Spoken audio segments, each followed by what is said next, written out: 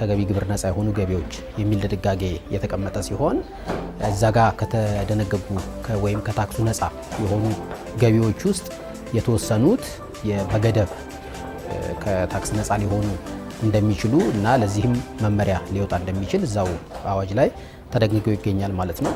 በዚህም ምክንያት የፋይናንስ ሚኒስቴር ከገቢ ግብር ነፃ የሆኑ ገቢዎች አፈጻጸም መመሪያ ቁጥር 1 2011 አውጥቶ ይገኛል ማለት ነው። ስለዚህ ከዚህ ምን እንረዳለን? ከታክስ ነፃ የሆኑ ገቢዎች በሁለት ይከፈላሉ ማለት ነው። እሱም ሙሉ በሙሉ ከገቢ ግብር ነፃ የሆኑ ገቢዎችና በገደብ ከገቢ ግብር ነፃ የሆኑ ገቢዎች ተብለው ተቀምጠዋል ማለት ነው። ስለዚህ እነዚህ ሁለቱም ላይ ያሉትን ነገሮች የተወሰኑ ምሳሌዎችን አንስተን መመልከት እንችላለን ማለት ነው። በመጀመሪያ ደረጃ ሙሉ በሙሉ ከታክስ ነፃ ማለትና በገደብ ከታክስ ነፃ ማለት ምንድነው የሚለውን ሀሳብ ብናነሳ አዋጁ ላይ በተቀመጠው መሰረት እዛ ላይ የተዘረዘሩትን ገቢዎች የሚያገኝ ሰው ሙሉ በሙሉ ታክስ የመክፈል ኃላፊነት የማይኖርበት ሲሆን በገደብ ከታክስ ነፃ የሆኑ ገቢዎችን የሚያገኝ ሰው ግን ገደቡ ውስጥ ከተቀመጠበት ልክ ድረስ የሚገኝ ገቢ ታክስ የማይከፈልበት ይሆንና ከገደብ በላይ የተገኘው ገቢ ግን ደሞዝ ላይ ተደምሮ ታክስ የሚከፈልበት ይሆናል ማለት ነው።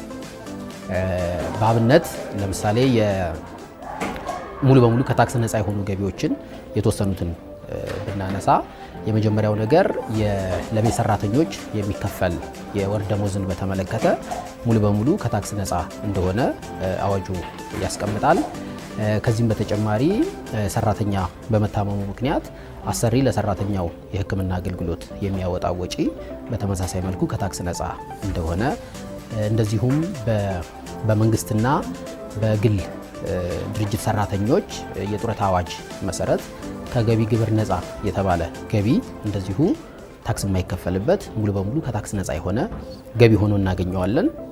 እንደዚሁም ደግሞ በተቀባዩ ላይ በደረሰ ጉዳት ወይም ሌላ ሰው ላይ በደረሰ ሞት ምክንያት የሚከፈል የካሳ ክፍያ እንደዚሁ ሙሉ በሙሉ ከታክስ ነፃ እንደሆነ ያስቀምጣል ማለት ነው።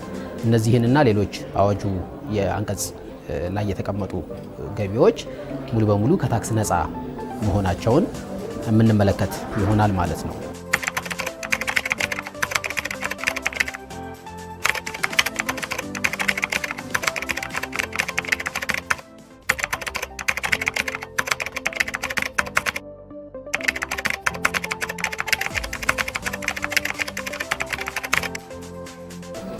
በሌላ በኩል ደግሞ በገደብ ከገቢ ግብር ነፃ የሆኑ ገቢዎችን ብንመለከት ቅድም ባነሳ ነው የአዋጁ የገቢ ግብር አዋጅ አንቀጽ 65 ንዑስ አንቀጽ 1 ላይ በተቀመጠው አግባብ እንደዚሁ የወጣ መመሪያ አለ።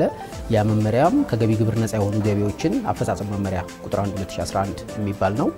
እዛ ላይ አዋጁ ላይ ከተቀመጡ ከገቢ ግብር ነፃ የተባሉትን የተወሰኑት ላይ ገደብ ያስቀምጣል።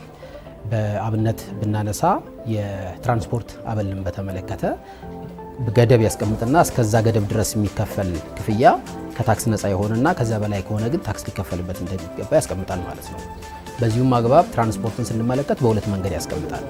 የመጀመሪያው ለአንድ ተቀጣሪ ከመኖሪያ ቤቱ ወደ ስራ ቦታው፣ ከስራ ቦታው ወደ መኖሪያ ቤቱ ለሚያደርገው ጉዞ የሚከፈለው የትራንስፖርት አበል በወር ከ600 ብር ባልበለጠ ቢከፈለው ከታክሱ ነፃ እንደሆነ ያስቀምጥና ከዚህ በላይ ከተከፈለው ግን ደሞዙ ላይ ተደምሮ ታክስ ሊከፈልበት እንደሚገባ ያስቀምጣል። ለምሳሌ ለአንድ ተቀጣሪ በወር 1000 ብር የትራንስፖርት አሁን ባነሳነው አግባብ የትራንስፖርት አበል ቢከፈለው 600 ብሩ ከታክስ ነፃ ይሆንና 400 ብሯ የዛ ተቀጣሪ የወር ደሞዝ ላይ ተደምራ ታክሱ ቢከፈል ይሆናል ማለት ነው። በሌላ መልኩ ደግሞ እንደዚሁ የስራው ባህሪ ከቦታ ቦታ በመንቀሳቀስ የሚሰራ በሚሆንበት ጊዜ ለምሳሌ የሽያጭ ባለሙያ ሊሆን ይችላል፣ የግዢ ባለሙያ ሊሆን ይችላል ወዘተ ስራው በባህሪው ከቦታ ቦታ እየተንቀሳቀሰ የሚሰራ በሚሆንበት ጊዜ እንደዚሁ በገደብ ከታክስ ነፃ የሆነ ገቢ እንደሆነ ያስቀምጣል።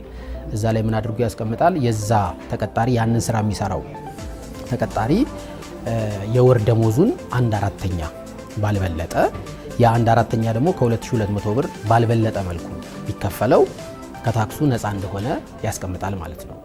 ለምሳሌ የዛ ተቀጣሪ የወር ደሞዝ 6000 ብር ቢሆንና የትራንስፖርት አበል ተብሎ 2000 ብር ቢከፈለው የ6000 ብር 1/4 1500 ብር ነው። የተከፈለው ደግሞ 2000 ብር ነው። ስለዚህ 1500 ብሩ ከታክስ ነፃ ይሆንና የቀረችው 500 ብር የዛ ባለሙያ ወይም የዛ ተቀጣሪ የወር ደሞዙ ላይ ተደምሮ ታክስ የሚከፈልበት ይሆናል ማለት ነው። ስለዚህ ከዚህ ምንድነው የምንረዳው? እስከ ገደቡ ድረስ ገደብ እስከ ተቀመጠበት ጊዜ ድረስ የሚገኝ ገቢ ታክስ የማይከፈልበት ሲሆን ከዛ በላይ የተገኘው ገቢ ግን የተቀጣሪ የወር ደሞዝ ላይ ተደምሮ ታክስ የሚከፈልበት መሆኑን ያሳየናል ማለት ነው። ስለዚህ በሁለቱ መካከል ያለው ልዩነት ምንድነው? ሙሉ በሙሉ ከታክስ ነፃ የሆነው ገቢው የተገኘ ቢሆንም ታክስ የማይከፈልበት ሲሆን በገደብ ከታክስ ነፃ የተደረገው ግን እስከ ገደቡ ድረስ የሚገኘው ገቢ ከታክስ ነፃ የሆነና ከገደቡ በላይ ያለው በተቀጣሪው የወር ደሞዝ ላይ ተደምሮ ታክስ የሚከፈልበት ይሆናል ማለት ነው።